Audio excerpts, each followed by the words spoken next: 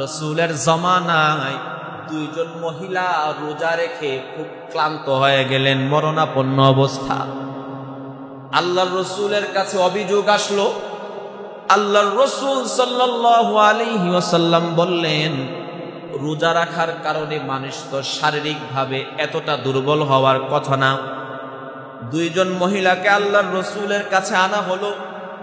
আল্লাহর রাসূল সাল্লাল্লাহু আলাইহি ওয়াসাল্লাম দুইজন মহিলার কাছে দুইটা পাত্র দিয়ে বললেন, এই পাত্রগুলোর মধ্যে তোমরা বমি করো। মুসলমান, আল্লাহর রাসূল হাদিসের মধ্যে বলেন, দুইজন মহিলা যখন পাত্রের মধ্যে বমি করলো, দেখা গেল একজন মহিলা তাজা রক্ত বমি করেছে, আরেকজন মহিলা তাজা গোশত বমি করেছে। আল্লাহর রাসূল সাহাবীদেরকে ডাক দিয়ে বলতেছেন, রে সাহাবীরা শুনো, যে মহিলা তাজা রক্ত বমি করেছে সে রোজা রাখা অবস্থায় অন্যের মিথ্যা বলেছে, আর যেই মহিলা গোশত বমি করেছে সে রোজা রাখা অবস্থায় অন্যের দুশ্চর্চা করেছে, অন্যের গীবত করেছে, যার কারণে তাদেরকে আল্লাহ রাব্বুল আলামিন শাস্তি স্বরূপ আজকে তাদের এই অবস্থা হয়েছে। মুসলমান ভাইরা আমার, তিরমিজি শরীফের মধ্যে হাদিস আসছে, আল্লাহ রাসূল সাল্লাল্লাহু আলাইহি ওয়াসাল্লাম বলেন, আমি স্বপ্ন যুগে একদিন তাকায় দেখি দুইজন সাহাবী, দুইজন ফেরেশতা আমি রাসূলকে নেওয়ার জন্য আসছে। মনে রাখতে হবে, রাসূলের স্বপ্নগুলো ওয়াহী। আল্লাহর রাসূলের কাছে দুইজন লোক এসে বলতেছে, ইনতালিক, পয়গম্বর আপনি আমাদের সাথে চলেন। ফানতালাক, আল্লাহর রাসূল বলেন আমি তাদের সাথে চলতে লাগলাম। চলতে চলতে হঠাৎ করে তাকায় দেখি একজন লোক সে কাত হয়ে শুয়ে আছে, আরেকজন লোক বিশাল বড় একটা পাথর দিয়ে তার মাথার মধ্যে আঘাত করতেছে। পাথরের আঘাতে তার মাথাটা চূর্ণ বিচূর্ণ হয়ে যাচ্ছে। সে পাথরের আঘাত করার পরে যখন পাথরটা দূরে সরে যায়, ওই লোকটা পাথরটা আনতে আনতে তার মাথাটা আবার ভালো হয়ে যায়, আবার এসে তার মাথার মধ্যে পাথর দিয়ে আঘাত করে। আল্লাহর রাসূল বললেন, সুবহানাল্লাহি মা হাদা, এই তাকে এইরকম কঠিন শাস্তি কেন দেওয়া হচ্ছে? আগন্তুক দুইজন ব্যক্তি বললেন, ইনতালিক, আপনি সামনে চলেন। আল্লাহর রাসূল চলতেছেন, হঠাৎ করে তাকায় দেখেন একজন লোক চিত হয়ে শুয়ে আছে, আর তার মুখ থেকে, নাক থেকে, চোখ থেকে করাত দিয়ে কাটা হচ্ছে। আল্লাহর রাসূল বিস্মিত হয়ে গেলেন, জিজ্ঞাসা করলেন কেন তাকে এরকম কঠিন শাস্তি দেওয়া হচ্ছে? আগন্তুক দুইজন ব্যক্তি বললেন, ইনতালিক, আপনি সামনে চলেন। আল্লাহর রাসূল বলেন, ফানতালাক, আমি তাদের সাথে চলতে লাগলাম। কিছুক্ষণ যাওয়ার পরে তাকায় দেখি বিশাল বড় একটা আগুনের চুলা, ধাউ ধাউ ধাউ ধাউ করে আগুন জ্বলতেছে। আগুনের আওয়াজ আমার কান পর্যন্ত চলে আসছে। আমি এই চুলার মধ্যে উকি দিয়ে তাকায়া দেখি কিছু যুবক যুবতীকে উলঙ্গ অবস্থায় এই চুলার মধ্যে পোড়ানো হচ্ছে। আল্লাহর রাসূল বললেন, মান হাউলাইক, এই কেন তাদেরকে এইরকম কঠিন শাস্তি দেওয়া হচ্ছে? আগন্তুক দুইজন ব্যক্তি বললেন, ইনতালিক, আপনি সামনে চলেন। কোনো কিছু বলেন নাই। আল্লাহর রাসূল বলেন, আমি তাদের সাথে চলতে লাগলাম। কিছুক্ষণ পরে তাকায়া দেখি বিশাল বড় একটা রক্তের নদী। ওই নদীর মধ্যে অনেক মানুষগুলো সাঁতার কাটতেছে, হাবুডুবু খাইতেছে।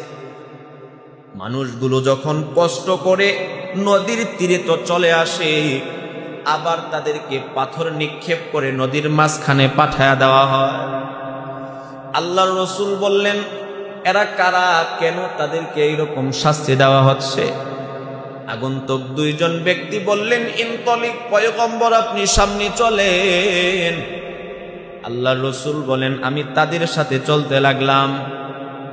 হঠাৎ করে তাকায় দেখি একজন কুৎসিত চেহারা বিশিষ্ট মানুষ। আল্লাহর রাসূল এই মানুষটার চেহারা দেখে ভয় পেয়ে গেলেন। জিজ্ঞাসা করলেন, মহান আল্লাহ, এইরকম ভয়ঙ্কর মানুষ কেন সৃষ্টি করেছেন? আগন্তুক দুইজন ব্যক্তি বলল, ইনতলিক, আপনি সামনে চলেন। আল্লাহর রাসূল চলতেছেন, হঠাৎ করে তাকায় দেখেন সুন্দর লম্বা দেহের অধিকারী একজন মানুষ বসে আছে, আর তার সামনে ছোট ছোট বাচ্চারা খেলাধুলা করতেছে। আল্লাহর রাসূল বললেন, এই সুন্দর মানুষটা কে? আগন্তুক দুইজন ব্যক্তি বললেন, ইনতলিক, আপনি সামনে চলেন। আল্লাহর রাসূল কথা না বাড়িয়ে সামনে চলতে আরম্ভ করলেন। কিছুক্ষণ যাওয়ার পরে তাকায় দেখে বিশাল সুন্দর একটা বালাখানা। আল্লাহর রাসূল প্রাসাদের দিকে তাকায় বললেন, এই প্রাসাদটা কার জন্য আল্লাহ রাব্বুল আলামিন বানিয়েছেন? আগন্তুক দুইজন ফেরেশতা ডাক দিয়ে বললেন, ইয়া রাসূলুল্লাহ, এই বিশাল বড় সুন্দর প্রাসাদটাকে আল্লাহ রাব্বুল আলামিন আপনার জন্য বানিয়েছেন। আল্লাহর রাসূল বলেন, তাহলে আমাকে একটু সুযোগ দাও, আমি কি এই বালাখানাটা একটু দেখে আসি। আগন্তুক দুইজন ব্যক্তি বললেন, এখনো আপনার সময় হয় নাই। যখন আপনার সময় হবে মহান আল্লাহ স্বয়ং আপনাকে এটা দান করবেন। তবে আপনি যে 5 প্রকার মানুষকে এখন দেখে আসছেন, এবার তাদের ব্যাখ্যা বলে শুনেন। 1 নম্বরে, যে ব্যক্তি কাত হয়ে শুয়েছিল আর তার মাথার মধ্যে বিশাল বড় পাথর দিয়ে আঘাত করা হইতেছিল, তারা হলো ওই সমস্ত মানুষ আল্লাযী ইয়াখুযুল কুরআন ওয়া ইয়ানামু আলা সালাতিন মাকতুবাহ। আল্লাহর রাসূল ডাক দিয়ে বলেন, ওই দুইজন আগন্তুক ফেরেশতা আমাকে বলল, তারা হলো ওই সমস্ত মানুষ যারা দুনিয়ার জমিনে কুরআন শিখেছে কিন্তু না ফরজ নামাজের সময় ঘুমিয়েছিল। মুসলমান ভাইরা রে আমার, আমরা যারা ফজরের নামাজের সময় ফজরের নামাজটা না পড়ে বাসার মধ্যে ঘুমিয়ে থাকি, আল্লাহর রাসূলের এই হাদিস প্রমাণ করে পরকালে আমাদেরকে এরকম কঠিন শাস্তি দেওয়া হবে। পাথরের আঘাতে আমাদের মাথাটা চূর্ণ বিচূর্ণ হয়ে যাবে, সেখান থেকে উদ্ধার করার মতো কোনো মানুষ পাওয়া যাবে না। 2 নাম্বার, যে ব্যক্তি চিত হয়ে শুয়ে আছে আর তার মুখ, নাক এবং চক্ষুগুলো আগুনের করাত দিয়ে কাটা হচ্ছে, তারা হলো ওই সমস্ত মানুষ যারা দুনিয়ার জমিনে শুধু মিথ্যা কথা বলতো। মিথ্যা বড় মারাত্মক ভয়ঙ্কর বিষয়। আল্লাহর রাসূল হাদিসের মধ্যে বলেন, আমার কোনো উম্মত যদি একটা মিথ্যা কথা বলে, এই মিথ্যার এতটা দুর্গন্ধ ছড়াইতে থাকে, এই দুর্গন্ধের কারণে রহমতের ফেরেশতারা বান্দা থেকে অনেক দূরে সরে যায়। আল্লাহ আমাদের সকলকে মিথ্যা থেকে হেফাজত করেন, বলেন আমিন।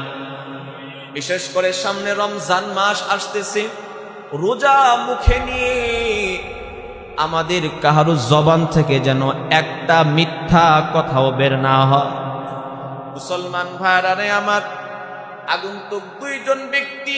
3 নাম্বার, যেই ব্যক্তিকে শাস্তি দেওয়া হচ্ছে তাদের উদাহরণ, তাদের কথা বলতে গিয়ে বলেন, পয়গম্বর, আপনি যাদেরকে উলঙ্গ অবস্থায় আগুনের চুলার মধ্যে পুড়তে দেখেছেন, তারা হলো ওই সমস্ত মানুষ যারা দুনিয়ার জমিনে জিনা ব্যভিচারে লিপ্ত ছিল। 4 নম্বরে, আল্লাহর রাসূল সাল্লাল্লাহু আলাইহি ওয়াসাল্লামকে বললেন, আপনি যাদেরকে রক্তের নদীতে হাবুডুবু খাইতে দেখেছেন, রক্তের নদীতে যাদেরকে সাঁতার কাটতে দেখেছেন, কষ্ট করে করে তারা পারে আসার চেষ্টা করতেছে, আবার তাদেরকে পাথর দিয়ে পারের সমুদ্রের মাঝখানে পাঠিয়ে দেওয়া হচ্ছে। তারা হলো ওই সমস্ত মানুষ যারা দুনিয়ার জমিনে সুদ খাইতো, ঘুষ খাইতো, হারাম পথে চলতো। নাউজুবিল্লাহ। মুসলমান ভাইরা আমার, 4 নম্বরে আল্লাহর রাসূল সাল্লাল্লাহু আলাইহি ওয়াসাল্লাম বলেন, আমাকে 4 নম্বরে ব্যক্তির কথা বলতে গিয়ে বললেন, আপনি যে কুৎসিত চেহারাওয়ালা লোকটাকে দেখেছেন, তিনি হলেন জাহান্নামের দারওয়াগা মালিক। আল্লাহ রাব্বুল আলামিন এই মালিক ফেরেশতাকে এতটা ভয়ঙ্কর আকৃতি দিয়ে সৃষ্টি করেছেন, জাহান্নামীরা যখন জাহান্নামের দারওয়াগা মালিকের দিকে তাকাইবে, ভয়ে তাদের কলিজার মধ্যে পানি থাকবে না। 5 নম্বরে সুন্দর লম্বা দেহের অধিকারী যে মানুষটা দেখেছেন, তিনি হলেন পয়গম্বর ইব্রাহিম আলাইহিস সালাতু ওয়াস সালাম। এবং তার সামনে যে ছোট ছোট বাচ্চারা খেলাধুলা করতেছিল, তারা হলো দুনিয়ার জমিনে যারা নাবালেগ অবস্থায় দুনিয়া থেকে বিদায় নিয়েছে। পয়গম্বর ইব্রাহিম আলাইহিস সালাতু ওয়াস সালামকে আল্লাহ রাব্বুল আলামিন দায়িত্ব দিয়েছেন এই নাবালেগ বাচ্চাগুলোকে পড়ানোর জন্য। উদাহরণস্বরূপ মনে করুন, আপনি নিয়ত করেছেন আপনার সন্তানটারে আপনি হাফেজ বানাবেন, আপনি নিয়ত করেছেন আপনার সন্তানটারে আপনি আলেম বানাবেন, কিন্তু আপনি আপনার সন্তানটারে হাফেজ বানাইতে পারেন নাই, আপনি আপনার সন্তানটারে আলেম বানাতে পারেন নাই, বরং এর আগে আপনার নাবালেগ ছোট্ট মাসুম সন্তানটা দুনিয়া থেকে বিদায় নিয়েছে। আপনার মনের আশা মনে রয়ে গেল, আপনার এই মনের আশাটা পূর্ণ করার জন্য মহান আল্লাহ হযরত ইব্রাহিম আলাইহিস সালাতু ওয়াস সালামের মাধ্যমে আপনার বাচ্চাকে শিক্ষাদান দিবে। তো বলতেছিলাম, মিথ্যা বলা, গীবত করা এটা মারাত্মক বিষয়। সামনে রমজান মাস আসতেছে, আমরা যদি মিথ্যা বলি, আমরা যদি অন্যের গীবত করি, তাহলে আমাদের রোজাটা নষ্ট হয়ে যাবে। আল্লাহর রাসূল বলেছেন, রমজানের রোজাটা হলো ঢাল স্বরূপ। যদি আমরা মিথ্যার মাধ্যমে, এই গীবতের মাধ্যমে রমজানের রোজাটাকে নষ্ট না করি, তো আমরা ইনশাআল্লাহ নিয়ত করতে পারি না যে এই রমজানে ইনশাআল্লাহ আমাদের জবান থেকে আমরা একটা মিথ্যা কথাও বলবো না। আমরা ইনশাআল্লাহ নিয়ত করতে পারি না এই রমজান মাস সামনে আসতেছে, এখন থেকে আমরা আর কারো গীবত করব না। সবাই নিয়ত করতে পারি তো ইনশাআল্লাহ? কারা কারা নিয়ত করতে পারি? 2 হাত উঠায় আল্লাহরে দেখায় দেয়। আল্লাহ আমাদের সকলের হাতকে কবুল করেন, বলেন আমিন। এই রমজান মাসে কিছু কাজ আছে করণীয়, আর কিছু কাজ আছে বর্জনীয়। আমরা যদি করণীয় কাজগুলো করতে পারি, বর্জনীয় কাজগুলো ছাড়তে পারি, ইনশাআল্লাহ আশা করা যায় রমজানের পূর্ণ রহমত আর বরকত আমরা হাসিল করতে পারব। আল্লাহ পাক আমাদের সকলকে এই রমজান মাসকে উদ্দেশ্য করে এখন থেকে পূর্ণ প্রস্তুতি গ্রহণ করার তৌফিক দান করেন, বলেন আমিন। ওয়া আখির দাওয়ানা আলহামদুলিল্লাহি রাব্বিল আলামিন।